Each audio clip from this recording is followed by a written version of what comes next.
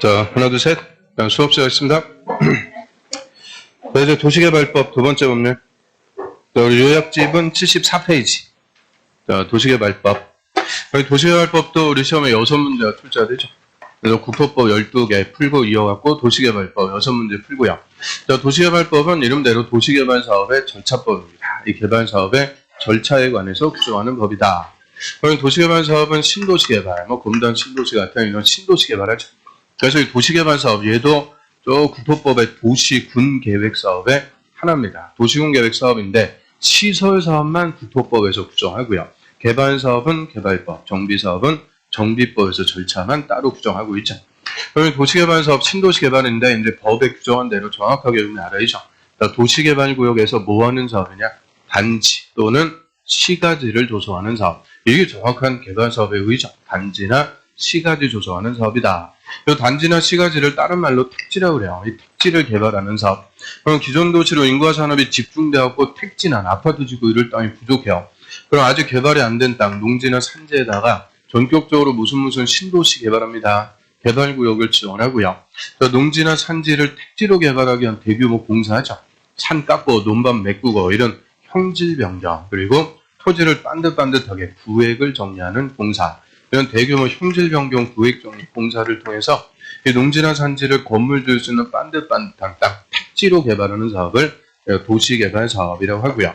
그리고 도시개발 사업은 철저하게 뭐만 놓고 하는 거냐? 토지의 형질 변경, 토지 구획을 정리, 토지를 대상으로 하는 사업이죠. 물론 예외가 있긴 있어요. 주된 대상이 토지인데 우리 환지 방식에서 입체환지라는 게 있죠.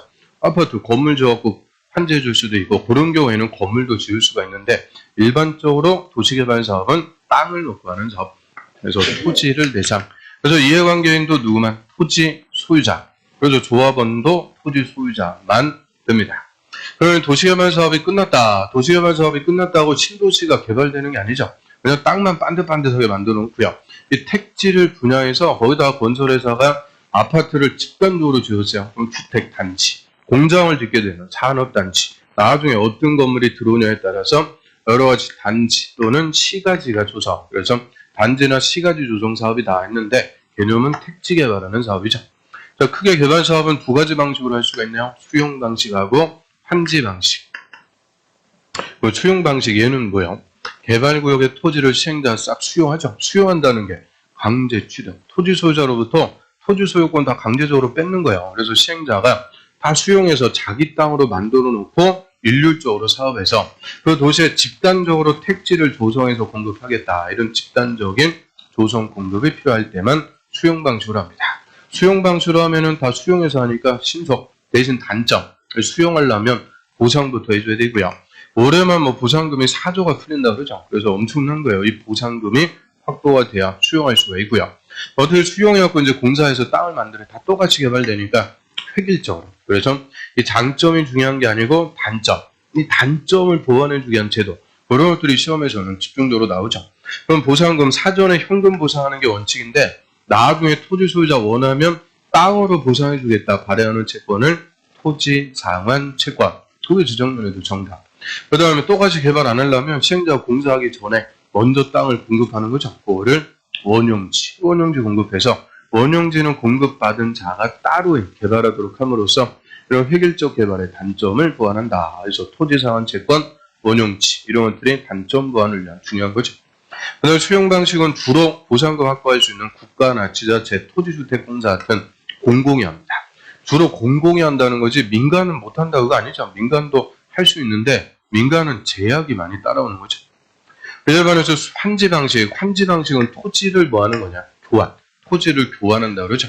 자, 이번에 땅값이 비싸갖고 수용이 안 될 때, 안 그래도 수용 방식은 보상금 확보가 어렵다 그랬는데 땅값도 비싸면은 더더군다나 수용 못해요. 이때는 토지 소유자의 동의 받아갖고 합니다. 그래서 동의를 받아갖고 한다. 그러면 무조건 환지 방식입니다. 동의 받아갖고 공사가 끝나면 새 토지로 다시 돌려주는 거죠. 큰 토지 대신 공사 후에 새 토지로 교환, 큰 땅 대신 새 땅으로 주는 거니까 환지 방식이라고 하고요. 환지 방식으로 개발 사업하면 장점이 수용하는 거 아니니까 보상금이 필요 없다. 대신 단점, 이 동의가 장점이자 단점. 동의받을 때까지 절차가 오래 걸려요. 그리고 꾸역꾸역 동의받아갖고 사업했다. 나중에 새 땅 주는데 서로 좋은 땅 받으려고 싸우니까 환지계획부터 절차가 그냥 복잡해지는 거죠. 그래서 절차가 오래 걸리고 복잡. 그래서 장점, 단점이 거꾸로요. 수용은 신속한데 돈이 필요하고, 환지는 돈은 필요 없는데 오래 걸리고 복잡하다. 그럼 환지 방식은 누가 하겠어요? 수용이 안 되니까 자기들이 하는 거죠. 개발구역의 토지 소유자 또는 토지 소유자 만든 조합, 토지 소유자나 조합이 자기들 동의받아갖고 사업하고요. 끝나면 새 토지로 다시 돌려받는 거. 이거를 환지 방식. 그 다음에 일부는 수용, 일부는 환지 섞어갖고 할 수도 있죠. 혼용 방식도 가능합니다. 혼용 방식.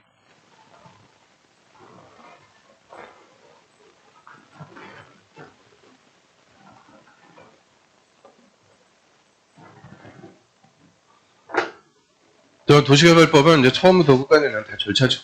먼저 개발사업 하기위해서 개발계획부터 수립합니다. 이 개발계획은 이하에 나올 개발사업 전반의 지침, 어디에 무슨 목적으로 개발구역 정해서 누가 무슨 방식으로 사업하겠다, 이 개발사업에 하는 모든 것을 미리 다 정하는 계획이고요. 이 개발사업은 개발계획에 따라서 사업을 하게 되죠.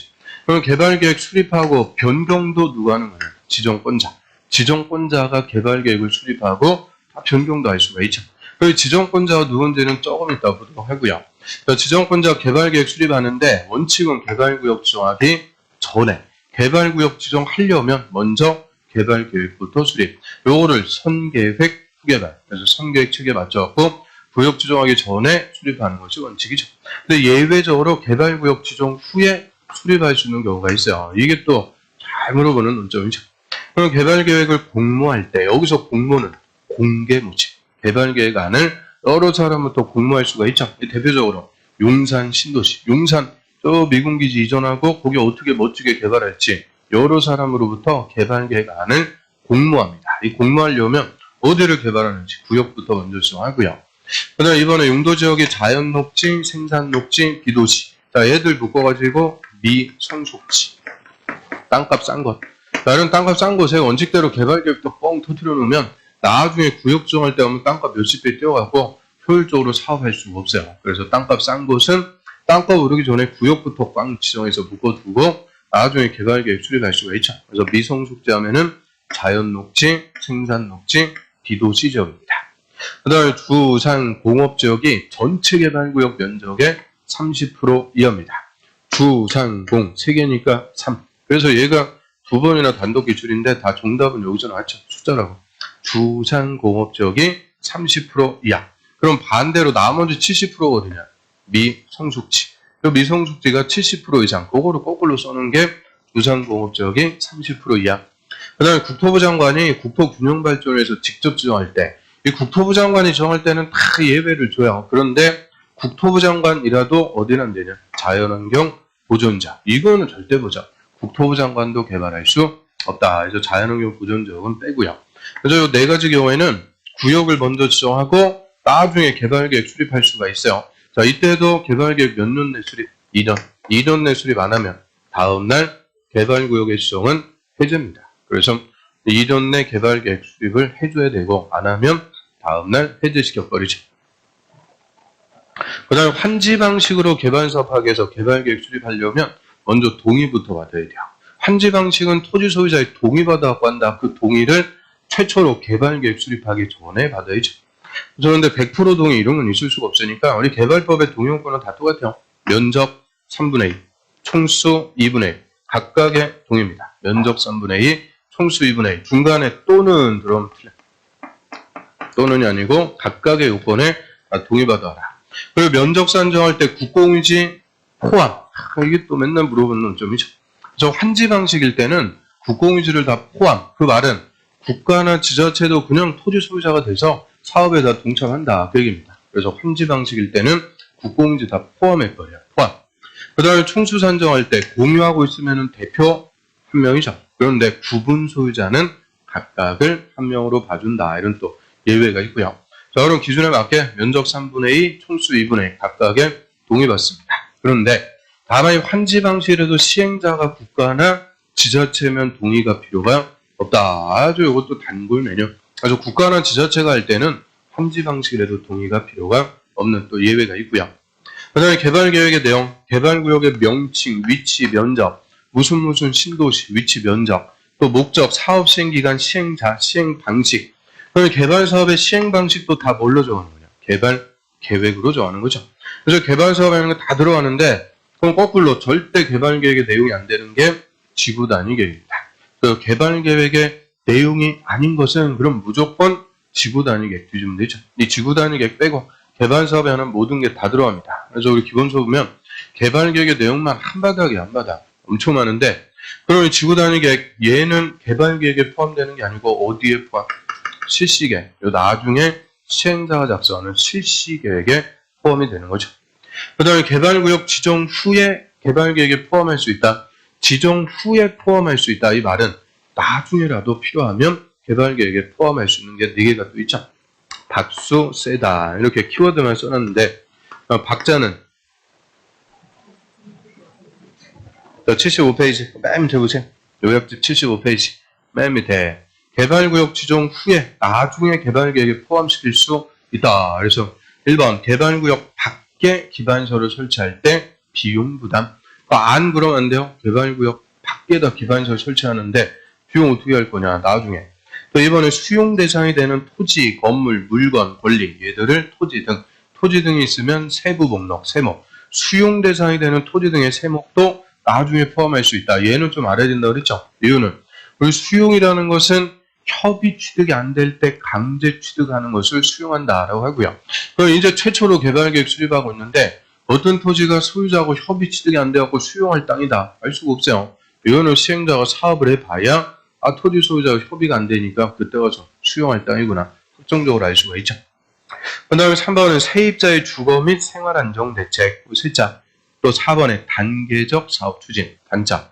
박수, 세단. 그래서 박수, 세단. 4개는 나중에라도 필요하면 다 포함할 수가 있고요.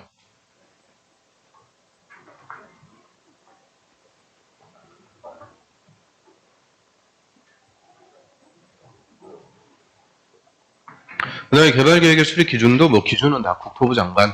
그리고 개발계획은 광역도시계획, 도시군기본계획에 부합해야 된다. 그래서 얘들이 상위계획이다 계획이죠. 이유는 그리고 도시개발사업은 개발법에서 따로 배우고 있지. 이거 원칙 국토법의 무슨 계획의 내용이에요? 도시군관리계획의 내용이죠. 용, 기, 도 할 때 그 도자가 도시개발사업. 그래서 도시개발사업도 다 도시군관리계획 내용이니까 도시군관리계획과 상위계획, 광역도시, 도시군기본계획에 부합해줘야 되고요. 그 다음에 330만 제곱미터 이상 대규모로 개발계획 수립하는데 주거 기능만 딸랑 줘서 베드타운으로 전락시키면 안 돼요. 주거, 생산, 교육, 유통, 위락 기능 다 좋았고 그 도시에서 다 해결할 수 있게끔 이런 도시를 자족도시 또는 복합도시가 되도록 개발계획 수립합니다. 330만 이상일 때. 그래서 이 개발계획도 먼저 수립, 그리고 개발계획에 따라서 개발구역을 지정합니다. 그러면 개발계획 수립에서 개발구역 지정하는 자, 보자들을 지정권자. 이 개발법은 지정권자가 주인공이에요. 그래서 다 지정권자로 시작해서 지정권자로 끝나는 법이고요. 그러면 개발구역 지정에서 신도시 개발할 수 있는 권한이 이꼴 자치권이죠. 그래서 개발구역의 지정권자는 자치권을 갖는 원칙, 시도지사, 대도시장, 특별시장, 광역시장, 도지사, 대도시장, 여자들이 원칙적으로 계획적 개발이 필요하면 관할구역에 개발구역 지정할 수가 있고요. 그러니까 시도나 대도시에 걸쳐갖고 대규모로 개발할 수도 있습니다. 이때는 시도지사, 대도시장이 협의해서 지정할 자를 정합니다. 걸칠 때는 협의해서 지정할 자를 정해라. 그런데 이 협의가 잘 안 돼 서로 지가 개발이 먹겠다고 싸우게 되죠. 협의가 안 되면 이때는 국토부 장관이 직접 지정할 자를 정해줘요. 국토부 장관이 직접 지정합니다. 지정할 자를 정한다 그러면 틀려요. 직접 지정. 국토부 장관이 직접 지정. 그래서 예외적으로 국토부 장관이 직접 지정할 수 있는 사유 5개. 그러니까 1, 2, 3, 4 잘 물어볼 수밖에 없고요. 4번에 시도지사, 대도시장의 협의가 성립되지 않을 때 협의가 안 되면 그냥 냅둬라. 국토부 장관이 직접 지정해서 국가가 개발하죠. 그 다음 1번에 국가가 개발사업 시행할 필요가 있다. 이 국책사업. 우리나라는 1기, 2기, 3기 신도시 다 국가가 개발하죠. 국가가 개발하니까 국토부 장관. 그 다음에 관계 중앙행정기관의 장이 요청합니다. 자, 중앙행정기관의 장, 이거를 2글자로 장관. 장관이 요청할 때 그래서 산업통상자원부 장관, 이런 산자부 장관이 여기에 첨단 산업단지 이런 거 조성할 필요가 있으니까 개발구역 지정해주세요. 국토부 장관에게 요청, 그런 국토부 장관이 지정할 수가 있고요. 그다음 공공기관이나 정부 추정기관장이 30만 이상 개발구역 지정을 제한합니다. 제한. 그럼 공공기관, 추정기관의 장인데 여기 공공기관, 추정기관 뭐 알고 있는 거 뭐 있어요? 대표적으로 토지주택공사. 이런 토지주택공사 사장 같은 사람이 30만 이상 제한하면 국토부 장관이 지정을 할 수가 있고요. 그러면 지방공사의 장은 국토부 장관에게 제한할 수 있다? 절대 없어요. 그래서 지방공사하고 공공기관은 같은 거 아니죠. 지방공사는 지자체가 만드는 공기업, 서울의 SH 같은 거. SH하고 LH하고는 완전 다른 거예요. 그래서 지방공사의 장은 절대 국토부 장관에게 제한하고 이루는 주체가 아닙니다. 그 다음 5번에 천재지변 등으로 긴급히 개발이 필요할 때 긴급하게 개발이 필요하더라. 우리 영화 같은 데서 지진 나왔거나 한 도시가 다 붕괴가 되죠. 작살나는 거 볼 수 있는데 그럼 신속하게 개발이 필요하니까 국토부 장관이 바로 지정해서 개발할 수가 있고요. 그래서 이렇게 5개, 이 중에서 2번이나 단독 기출이죠. 다 정답은 2번이라고 그랬죠. 이게 제일 중요한 논점. 장관이 요청하면 국토부 장관이 지정할 수 있다. 장관이 요청할 때. 그 다음에 가로 3번하고 가로 4번. 이건 원칙적인 요청하고 제한이라고 그래요. 원칙적으로 개발구역 지정을 요청할 수가 있는데요.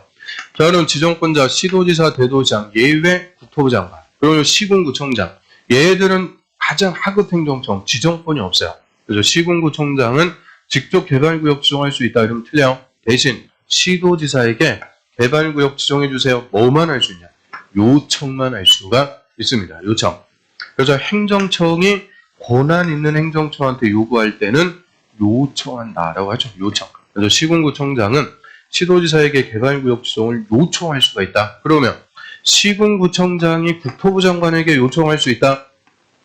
틀립니다. 이 개발법에서 시군구청장은 바로 위에 시도지사한테 요청하도록 하고 있지 국토부 장관한테 요청 못해요. 그래서 이게 맨날 정답이 되는 거죠. 시군구청장이 요청하면 국토부 장관이 정할 수 있다. 해서 틀리게. 그럼 국토부 장관한테 요청은 누가요?